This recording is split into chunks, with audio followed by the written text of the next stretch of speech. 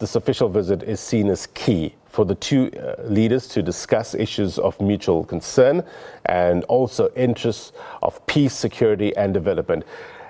I'm getting a cue that the Prime Minister as well as the President has entered. There you see the President, Cyril Ramaphosa, taking his seat. Let's dip in. Let's listen in.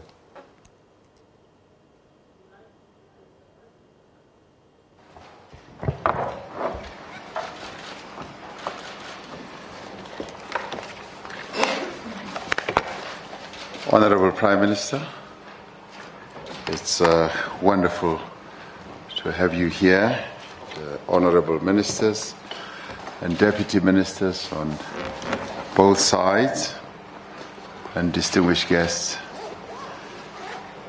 This is a real honor to receive you here at the Union Buildings. We normally don't work on a Sunday, so this for us is a double honor to open the Union Buildings on a Sunday so that we can receive you. And allow me on behalf of the people of South Africa and on my own behalf to extend warm greetings and welcome to you and your delegation. We are very happy to have you here and wish you to know that you are amongst your brothers and sisters, and in fact you are home. We'd like you to consider South Africa as your second home, as we consider Ethiopia as our second home each time we go there. We recall with pride and gratitude the historic relations between South Africa and Ethiopia, and we recognize the importance, in fact the historic importance, of the military training that Ethiopia provided to the father of our nation, Nelson Mandela, as we embarked on our own armed struggle, and deeply appreciate the overall contribution made by the government and the people of Ethiopia during the struggle of freedom for democracy in our country. From previous conversations that we have had, I know that we share a vision, a very clear vision of an African continent that is prosperous, an African continent that is peaceful, democratic, non-sexist and united, and which contributes to a world that is just and equitable. South Africa recognizes that development can best take place in a peaceful and stable environment, and therefore we wish to congratulate you on a host of successful political, social and economic reforms that you have embarked upon and implemented. These innovative, bold and brave reforms include the promotion of gender equality in your country, the release of political prisoners as well as journalists, and the commitment to national elections later this year.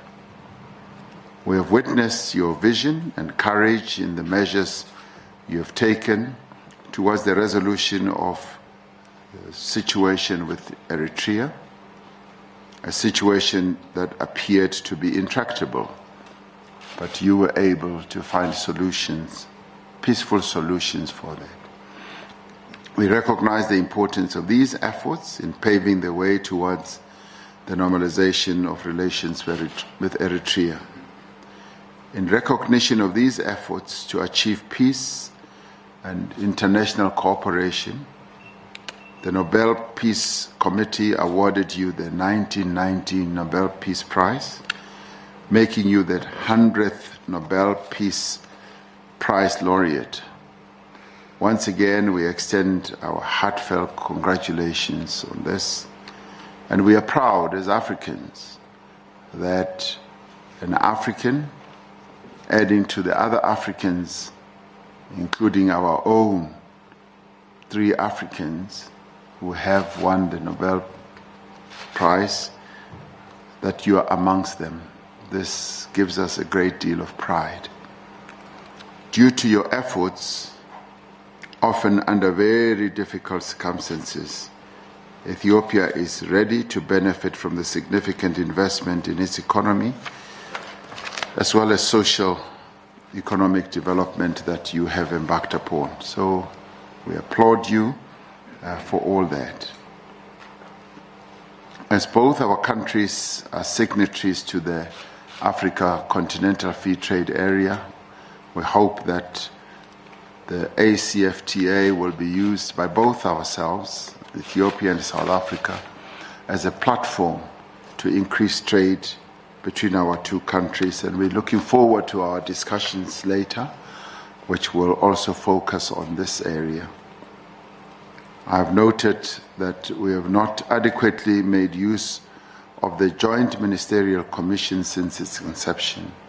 This is something that your visit here is going to enable us to correct, so that we can put our relationship on a much better and firmer footing. We look forward to the signing of the Memoranda of Understanding in the fields of tourism and health. These agreements reflect a recommitment to work together towards a better future for our people. South Africa is also keen, through the signing of the MOU on tourism, to encourage direct institutional partnership to promote tourism, as well as student and academic exchange programs. A strategic partnership should develop from the increased bilateral work flowing from the Joint Ministerial Commission. The respective ministers of foreign affairs from both two countries will work towards achieving what I regard as a strategic partnership between our two countries. As South Africa prepares to assume the role of chair of the AU, we hope to have closer cooperation between our two countries as we work together to achieve the aims that were set out by Africa in Agenda 2063. I'm hopeful that out of this meeting we will agree on measures to strengthen our joint cooperation. I wish to reiterate, Prime Minister, our pleasure at being able to receive you, and once again wish you and your delegation a very warm word of welcome to South Africa, and we look forward to fruitful engagements between our two countries. Thank you very much. Mr. President, I usually call you my president. And honorable ministers, first and foremost, I would like to express gratitude for the warm hospitality accorded to me and my delegation. We are very much enjoyed our visit here in South Africa. It was really great to be here and also to work on Saturday and Sunday. You're counting only today, but also because Africa needs someone who is dedicated to work over the weekend as well. Otherwise, we can't overcome the challenge we're facing.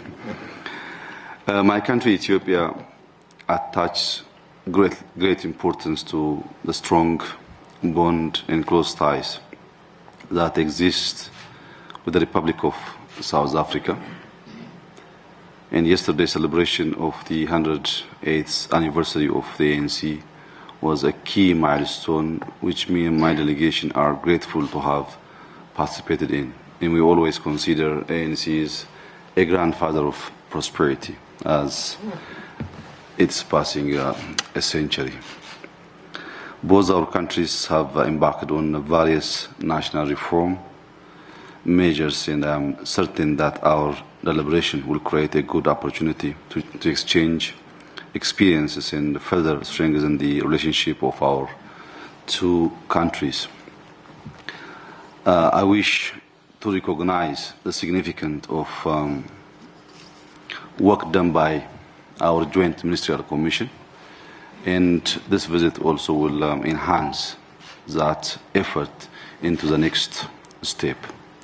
As you have mentioned, history is repeating itself. President Mandela was trained in Ethiopia during the struggle against apartheid, and after the victory, he won the Nobel Peace Prize. And we assume we have some share in that process. And then I am trained here in South Africa when I was a soldier. Of course, I was trained in technology. And then, as you mentioned, I also get the chance to be a winner of Nobel Peace Prize. This history can tell that if South Africa and Ethiopia could exchange in many areas, that we can have lots of not only peace, Nobel Peace winners, but also winners of many sectors, including economics, social, politics, also military. So taking this as a great experience, we have to work on both countries and on both countries' use to get more winners from both sides. Mr. President, I would like to inform you that since your last AU summit related visit to Ethiopia, we have made significant strides in shifting our political and economic landscape under the broader reform framework of Madamar. On the political front, we are working tirelessly to realize the promise of a democratic order based on rule of law, respect for fundamental rights, and the basic liberties of our citizens. On the economic front, we have initiated a comprehensive homegrown reform agenda to correct macroeconomic imbalances and to rebalance and sustain growth. This is being done guided by the Madamar principle of leveraging achievements of the past. In terms of infrastructure and human capital development, we always consider any positive deeds of last decade to use it as a foundation for the next step. We have also adopted a comprehensive reform strategy to open up key sectors that have been closed to private capital, including telecommunications, energy, logistics, and other industries. There is great scope for South African companies to invest in Ethiopia in this area and more. We know South Africa has experienced companies which can invest in Ethiopia, and the benefit for themselves also can share their experiences for us so as to realize our vision of development. I really encourage South African investors to take part in our new reform agendas, including telecommunication, mining, also agro-industry. Regionally, Ethiopia is committed to peace and stability within the whole region, and many efforts have been undertaken over the past year to shift the narrative the region is most commonly known for. Recently, the relationship between all neighboring countries are enhanced in terms of peace building. With regards to Ethiopia's interest to create a sustainable cooperation with Nile Basin countries, Ethiopia has also been making efforts for an amicable conclusion of the agreed tripartite discussion with the lower riparian countries of the Sudan and Egypt. Ethiopia has always been and is committed to equitable utilization of Nile water for all riparian countries. During your AU chairmanship, I hope these kinds of issues within Africa can be somehow managed or intervened under your leadership so as to get the ultimate understanding among African countries. Since peace is a foundation for everything, if there is no negotiation and a win-win approach within African countries, there is no way that we realize our vision 2063. For that, your leadership hoping that your leadership will play a significant role on bringing most African countries to focus on prosperity. This visit will serve both our countries, also in our multilateral engagement. I hope your next chairmanship will impact our continent, where specifically in economic endeavors. And I'm so happy to be here and to visit my second home. Even though you took back my passport, I still feel I'm South African. And thank you for everything. Thank you very much, Mr. President. Thank you very much. Thank you very much indeed. We're delighted. You informed me that the father of our nation traveled on an Ethiopian passport as he went around. So we want a replica of that passport to be given back to us. And I assure you, I will not use it. Thank you very much. We'll allow the media.